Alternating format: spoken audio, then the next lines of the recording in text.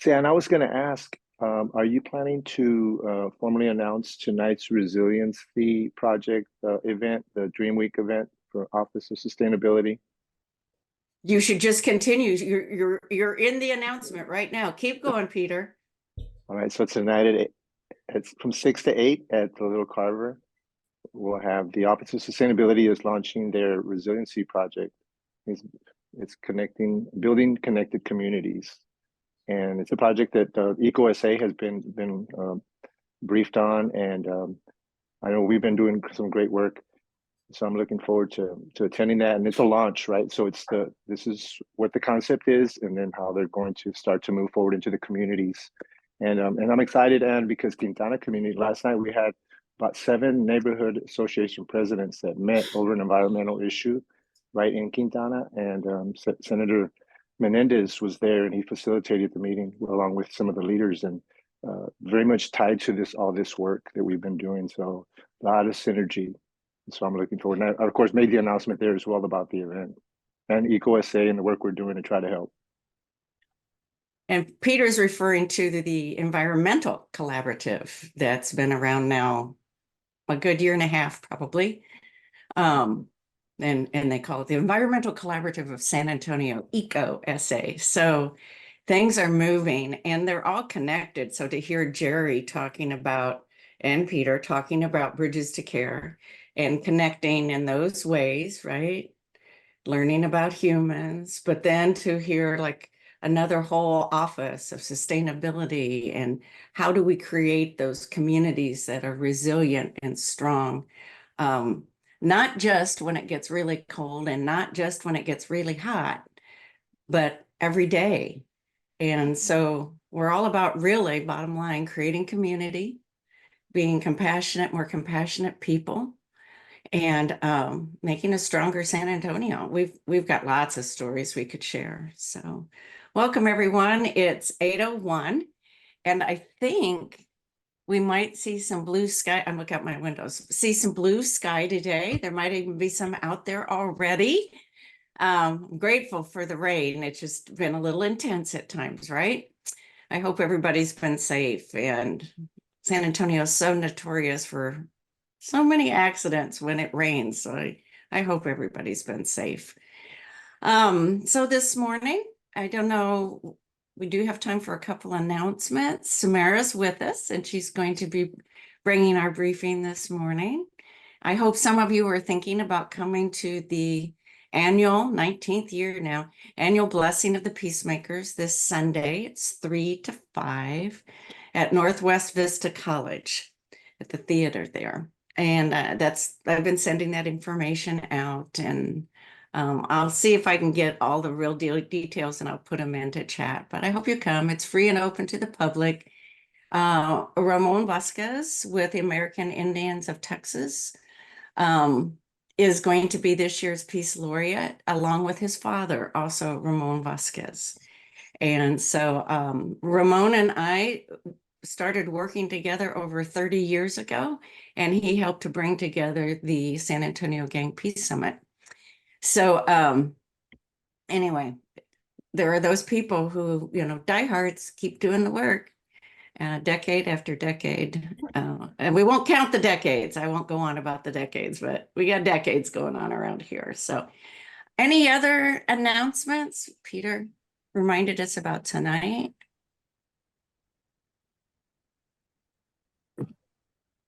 Great. We're a quiet group this morning. Just settling in, I guess, after all the rain. So I think we'll just jump right in and hear from Sumeyra. Most of you recall that we've been doing kind of a on and off series on healing from the different perspectives and different faith traditions that are in our city.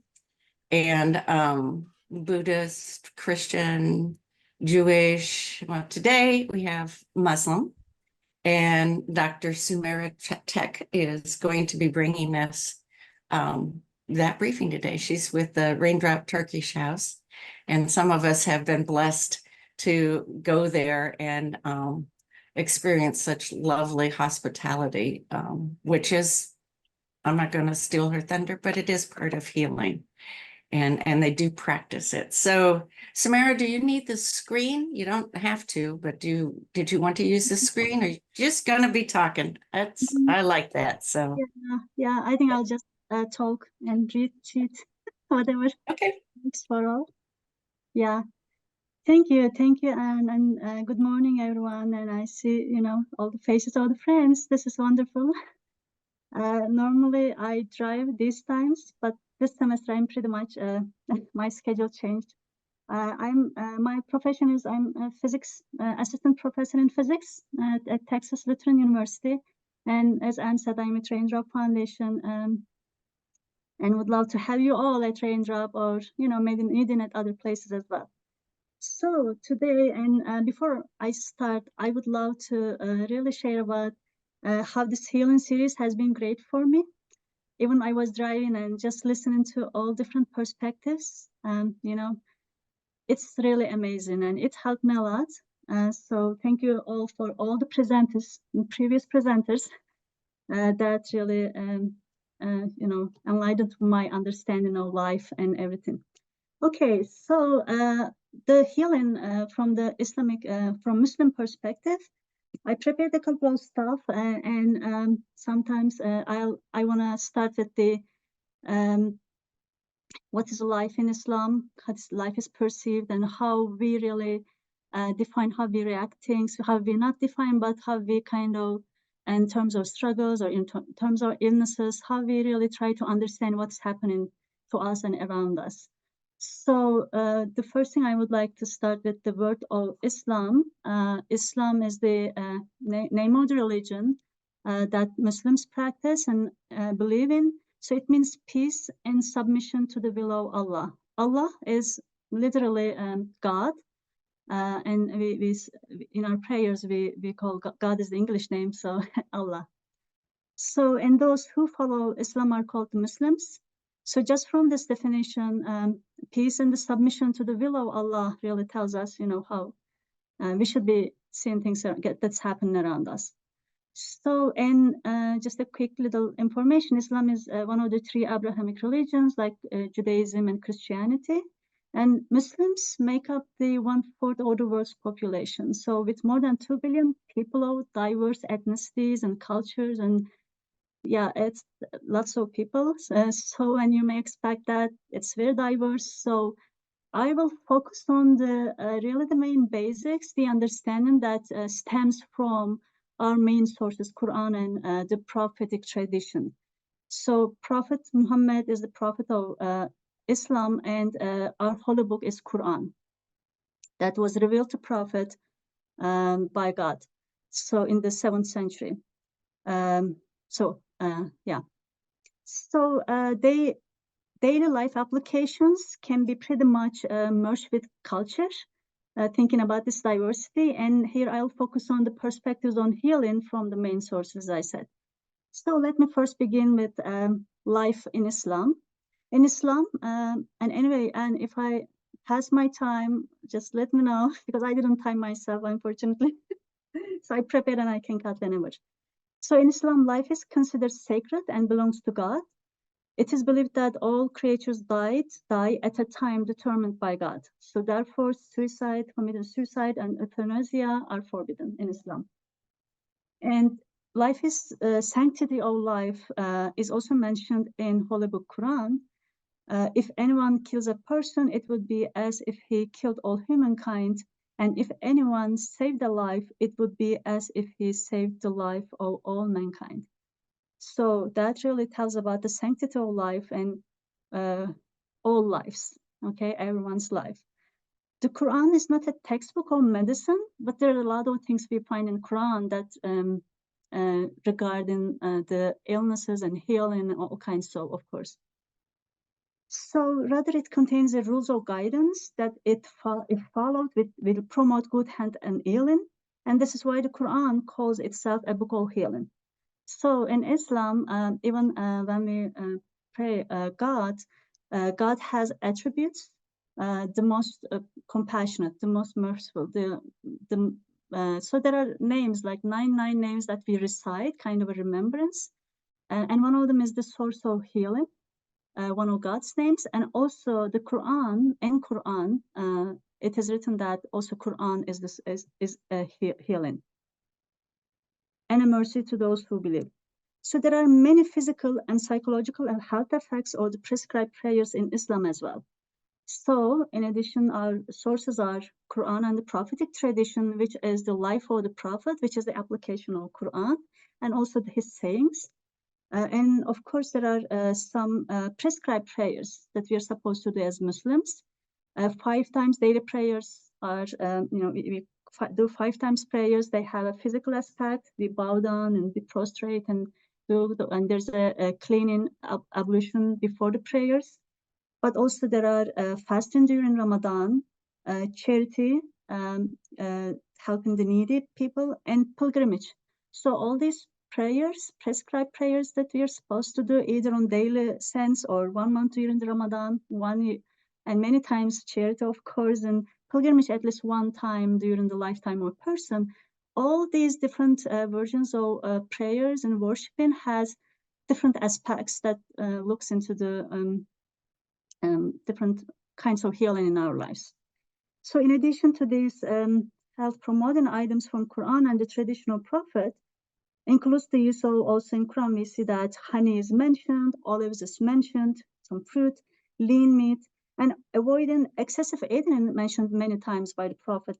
And also we cannot drink alcohol and we cannot eat pork, and this is kind of also prescribed and in the Quran as well. So one of the main things I would say is in Islam, praying for healing. And praying for healing, health, I would say, even not healing, it can be preventative kind of action that even if we are not sick, praying for health is a significant Islamic and has become a vital part of Muslim culture. And however, there's a criteria for healing prayer. So there are 2 forms of supplications that we understand, active and passive forms. When an individual takes the necessary steps to return to good health through medical intervention, it can be exercise, good healthy eating habits, she or he is said to be engaging in active prayer. Also, if we keep that intention in mind that we are doing this because it's the way that, God created us and wants us to be, then it becomes a worship as well, just eating healthy food. So it's an active prayer and visiting doctor when needed. And when an individual seeks help from a divine power by verbal prayer, which is a supplication, she or he is engaged in a passive prayer. So they should go together. And there's a prophetic saying that also kind of supports this thing. He says, "Seek cures, O servants of God, for God has placed a cure for every ailment that he has allowed, except for old age and death." So in that thing, we can see that the prophet says, really tells us to seek cures, we have to. And also there's a kind of good news that for God has placed a cure for every ailment. So it's also something that for, for us, for medical professionals or things researchers, that we need to go search for the cure for everything that comes to us. And this prophetic tradition, among others, is said to have encouraged early Muslim researchers to go out and look for medical solutions available to them. And even in the early Muslim civilizations, medicine was one of the big things. And catalyzing the formation of Islamic medicine, which also included aspects of Galenic medicine. So even the early Muslim like researchers and medicine people, they did not exclude the already available cures, so they take them. And as well as al-Tibb al-Nabawi, which is called the prophetic medicine, because in many sayings of the Prophet Muhammad and his actions, we see a distinct discipline based on his sayings and remedies. And in this way, Prophet Muhammad laid the groundwork for what would be a rich Islamic traditional care in mental health, and in generations that came after him. So now I want to switch a little bit of the traumas and the tragedies, calamities that can happen to us, and how we are supposed to. It's not easy, but this is the, the goal. So the time of difficulties, illnesses, is also accepted to mark the time of prayer, and we need to keep praying until they are over. Even if we do not receive the awaited response of healing, that we are praying and nothing happens, we do not say that my prayers are not accepted, because we are worshiping. Prayer is a worship, and it is the time of worship, just like our prescribed prayers like Ramadan and other things. And we rather say the time for supplication has still not ended, so we need to keep praying. We also believe that, but even doing all the things that are we supposed to do and supplications and everything, we don't say that, oh, I got that medicine and that healed me. We shouldn't be saying that, because we know these are the tools, and God is the healing comes only from God. So this is kind of the faith aspect of how we pursue things. We should pursue things, I would say. Like everything in this world, again, from an Islamic perspective, illnesses are also considered a test for Muslims, like other, calamities. When handled in the right way, illness increases faith and brings humans closer to God. Knowing this nature, we are told by the Quran, all you who believe, seek help with patience and prayers, as God is with those who patiently persevere. This verse from Quran. And Prophet Muhammad used to comfort the ill when he visited them, and would say the following prayer to the ill person: O Allah, remove the hardship. O Lord of mankind, grant cure, for you are the healer. There is no cure but from you, a cure which leaves no illness behind. And his tradition is also followed by many Muslims. We think this as the right of a neighbor who gets, if someone is sick, we are supposed to visit them, and then offer our prayers, and offer even take some soup, and it's a kind of a tradition that we follow also from this.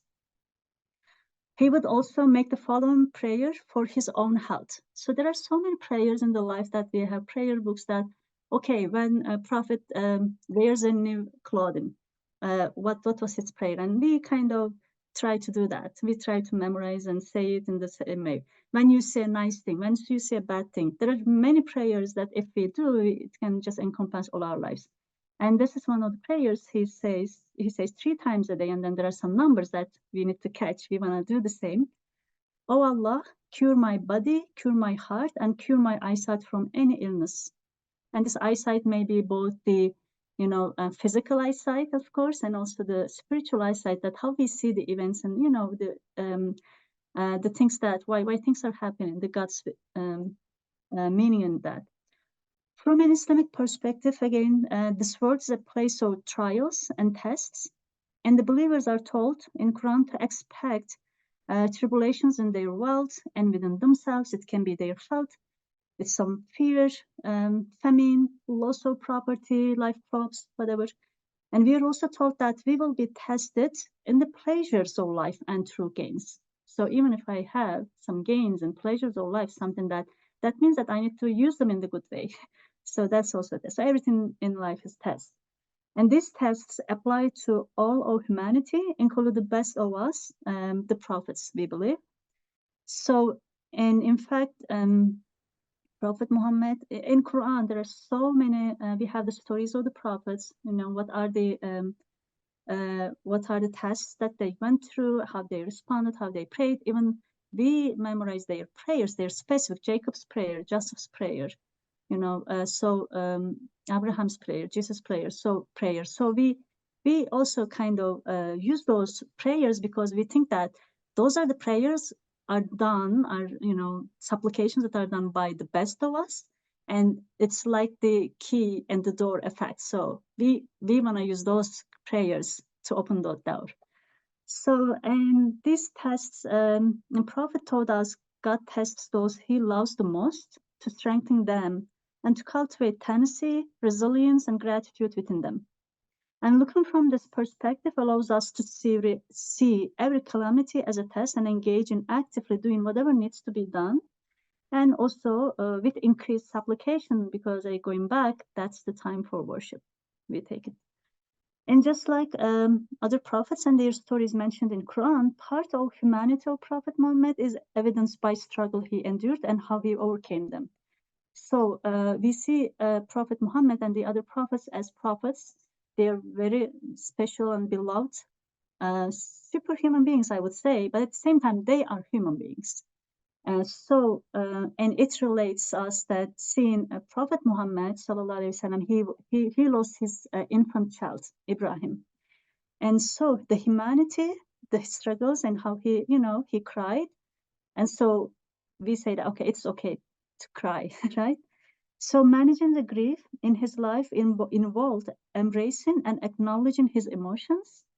So while watching his son Ibrahim take his last breaths, who died in infancy, Prophet Muhammad demonstrated the importance of being careful with one's words and focusing on coming to terms with reality and accepting the will of Allah, God, with contentment and healing.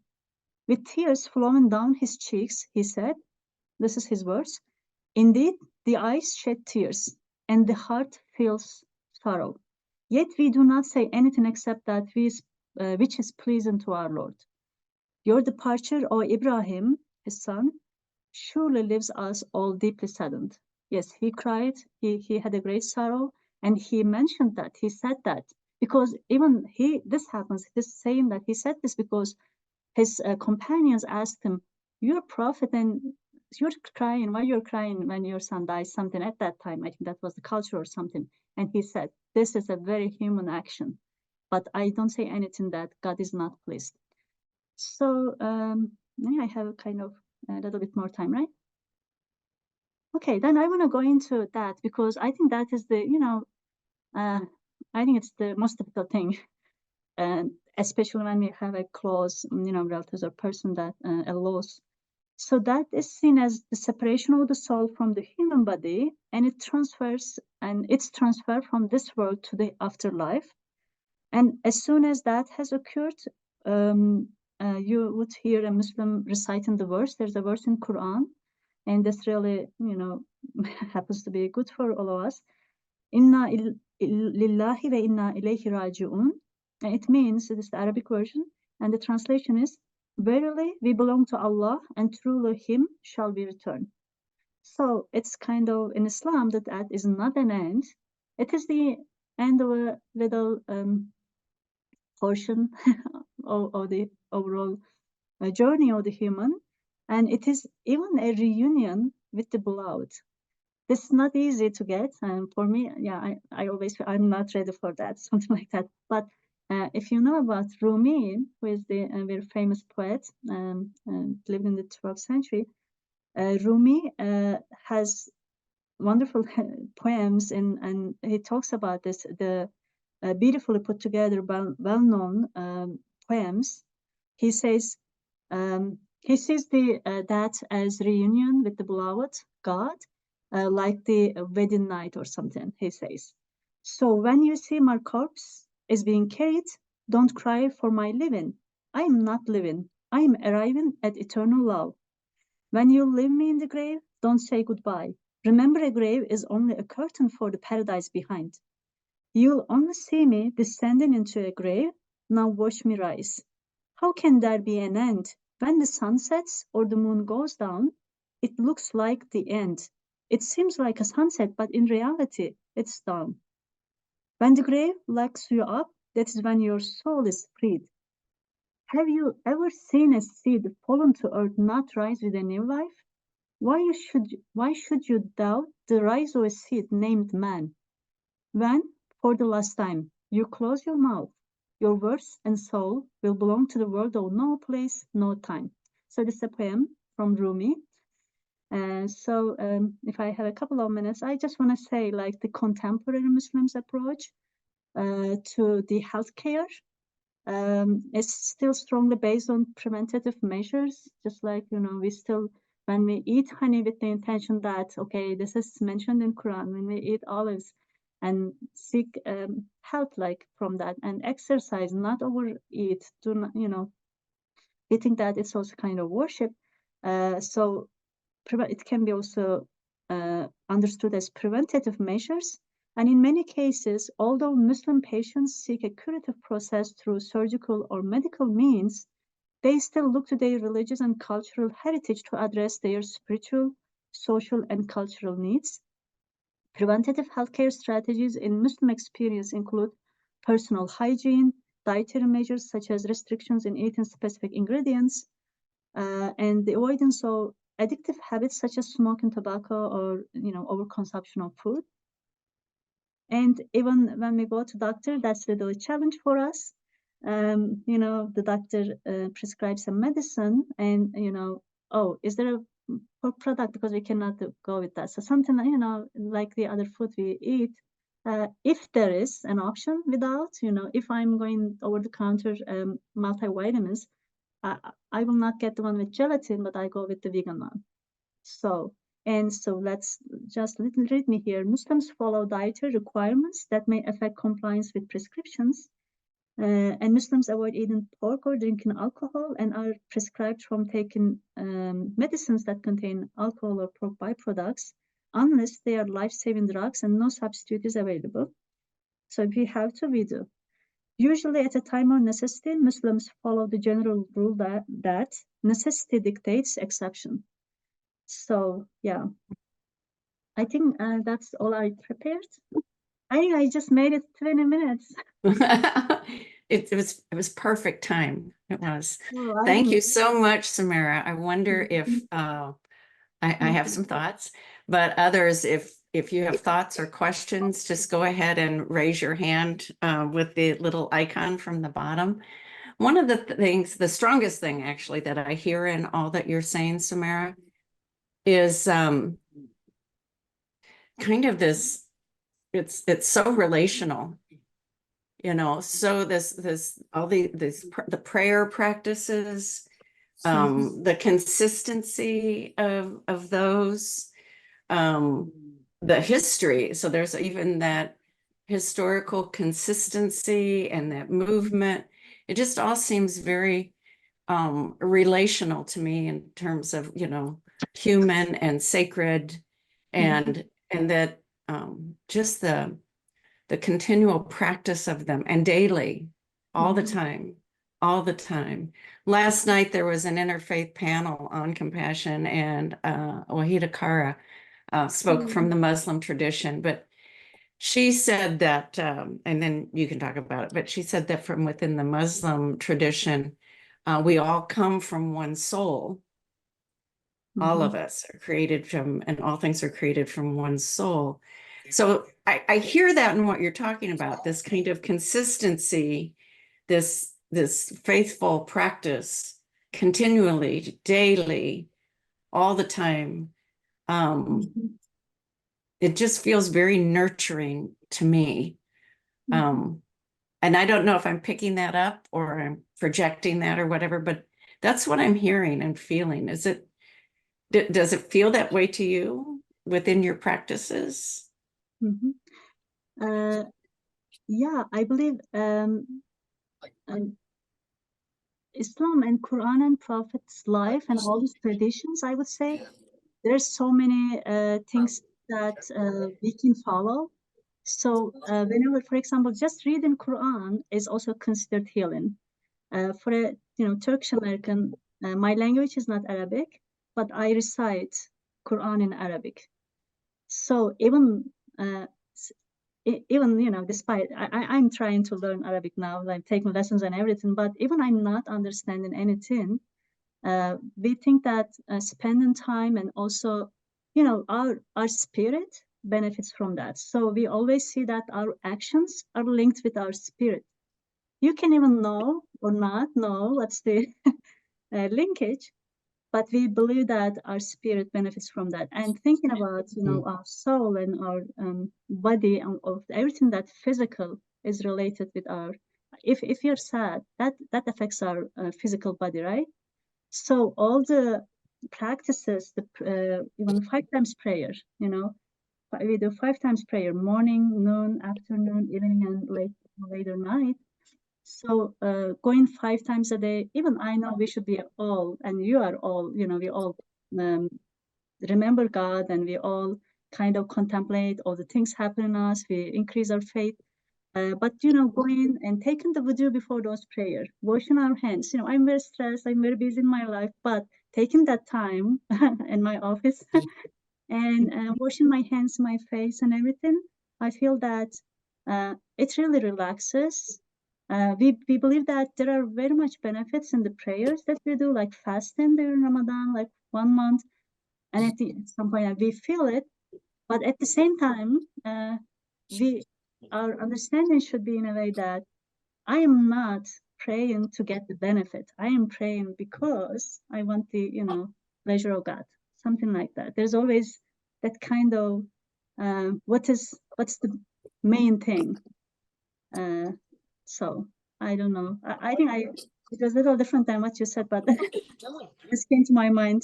But it's beautiful, yeah. There's a lot of connectivity in it. That's why I Connectivity. said it just sounds so relational. Yeah. You know, human and sacred, so relational. I'm going to pause for just a moment because it's 8:30 and then we'll come back. I want to thank everyone for coming today. Anyone who needs to leave, of course, that's quite all right. We all have our days ahead. So thank you for being with us. Next week, we're going to be getting an update, a little bit of an update on where things stand in terms of people being fed in our city. And we're going to hear about Feed SA. We're back there again this year. The whole community in San Antonio doing food drives and donations with the food bank, our community-wide Feed SA. It's going to go in,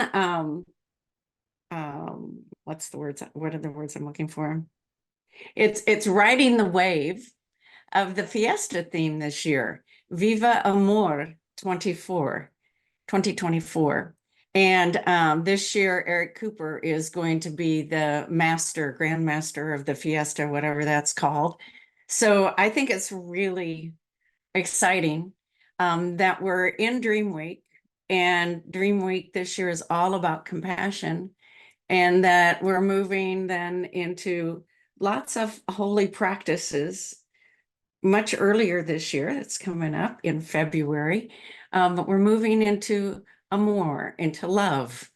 You know, we are living in very interesting, complex times, but we're also living in a city that is expressing publicly and collectively compassion and love. It's just to be alive in all of this is, I would say, at least humbling, but I also think it's an honor to be living now. And in these times of potential, but in times of need of great healing. So next week, we're going to hear from the food bank. And I think Kelly might be here, but they've got a new person on board in terms of the faith community work. And so she'll be with us next week at the intersection. So I hope to see you there. So we're going to come back to Sumeyra, and I'm wondering if anybody has questions or thoughts or even connections that you're hearing from within previous briefings from the other traditions. Where are those connections? And so those are some of my thoughts. Anyone? We're a quiet bunch. I have a kind of a random question, but I hope it unlocks a little more history. Okay. Where Ramadan is in the calendar, is there a reason where it is in the calendar?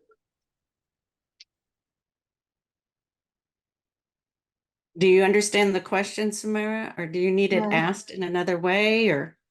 Yeah, where Ramadan calendar is the calendar? What I don't get that part. Sorry. Yeah, sorry. Ramadan occurs at why does it occur at the time of year that it occurs? Oh, okay. Is there history behind that? Yeah. Okay. Ramadan is the 9th month of Islamic calendar, which is lunar calendar, and lunar calendar The year is 11 days shorter than solar calendar. So that's the reason every year Ramadan starts earlier, 11 days earlier. It moves throughout the year. And in 33 years, it comes to the same point. So Ramadan follows lunar calendar. So that's the reason. Does that answer your question? Yeah, I mean, I did not know that. That's fascinating. Thank you. Thank you. I'm trying to see. Oh, John. Okay. I couldn't see you. Okay. Thank you. Other thoughts, questions? One of the thoughts that I had, and I'm going to share it here. While you were presenting today, Sumeyra, I was thinking how wonderful this has been. I appreciate the fact that you talked at the beginning of how meaningful this series has been. And I've also had people comment even about how they feel better at the end of the intersection that we've had on healing, just having the conversation about it. But I've like, we should be able to share it with other people, right? All of these at the intersections are recorded, and I know you all know that, and you can find them at Sacred. And if you can't remember this, you just Google Sacred Intersection and you'll find it back, right? But all of these videos, all of our times together are recorded. And probably in the next day or two, what Sumeyra has shared with us today will be posted at the top. But, you know, anything that's in these recordings could be something that's shared with staff or your faith community or an adult forum or, you know, like your family. But you could go through the series. And we all know that the kind of the basic content is about 10 to 20 minutes and where that's at. So it's relatively, you know, short. But you can, and it goes all the way back to, I think, the beginning of last summer, which is also still a really good, it goes to 22. Boy, it goes back, I lose track. But it's also a really good in this area here, kind of an update of things that are happening in San Antonio.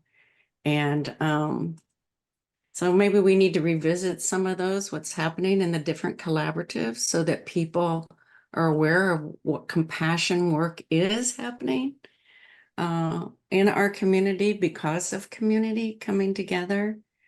So I wanted to share that and invite you into thinking, you know, where could you be utilizing these recordings? I mean, it could be a series too, Sumeyra, like a raindrop. Yeah. I mean, it's just for anybody's place of worship and prayer or organization. And then being able to talk about that. And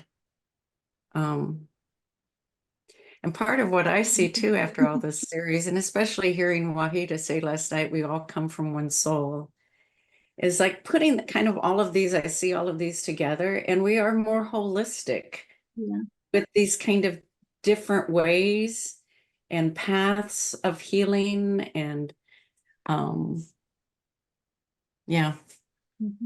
think this whole series has been really a healing series for us, not just talking about healing, but healing. Right. It's beautiful. It's beautiful. And so nice practices I would love to apply in my life from other traditions. That's great. It's been a different series than we've done before, and I've appreciated it. Any other last thoughts? Yes, this is Joseph. Okay, Joseph. Hey, Joseph, long time no hear. I know. I just listen most of the time. Hi, Sumeyra. How do you explain to Westerners, this is maybe not so much on the healing, but on the tradition, I think it's hard for Westerners to understand how important it is to not have any images of Muhammad. And there's a question just of why. How do you help others outside the tradition understand how important that is? I'm really not sure about the answer for this. So just to be honest, but the imaging of the Prophet Muhammad, I really don't know. Is there anyone who wants to help? Mehmet was here. Yeah, And maybe Joseph knows. I don't know. Joseph, yeah, it's I would say it's not because maybe not. I don't know really. Yeah, my only guess is to say it's a show of respect. I know you may not understand it. If you respect us as people, please do not do this. I try to appeal back to the humanity of it. I don't know. Yeah, I think Mehmet is here. He opened his camera, so can help us. So And I it's the also same see answer. that Jerry and Martha Ann have their hands up. So Mehmet, are Great. you there? Yes, good morning. It's part of the respect. And when he was in Saudi Arabia, he fought against the idols that people they are worshiping, all the pictures that they use. So it's kind of respect to what he fight for it. Yeah.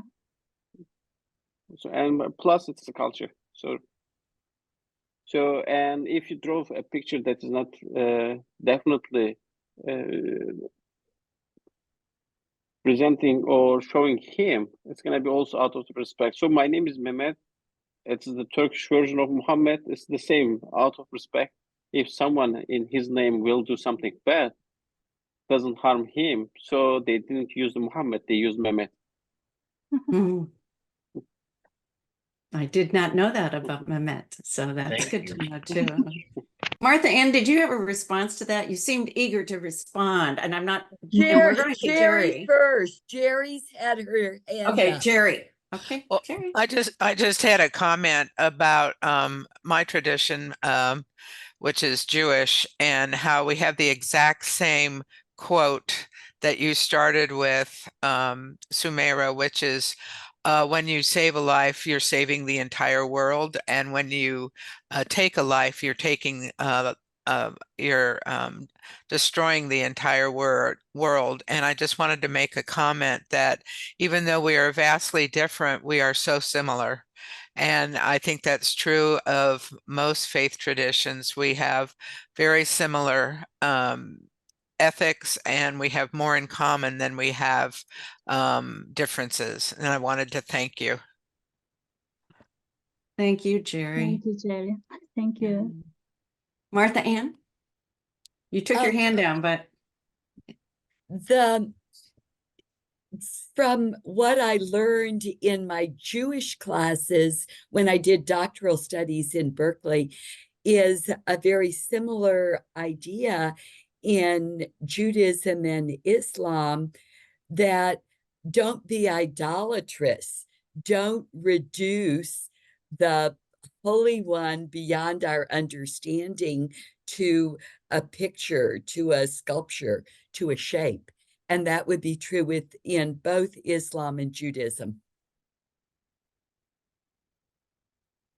and in Thank you. some of Reformed Christianity, there's also that same thing. Thank you for all the help. I'm a physics professor, just to let you know.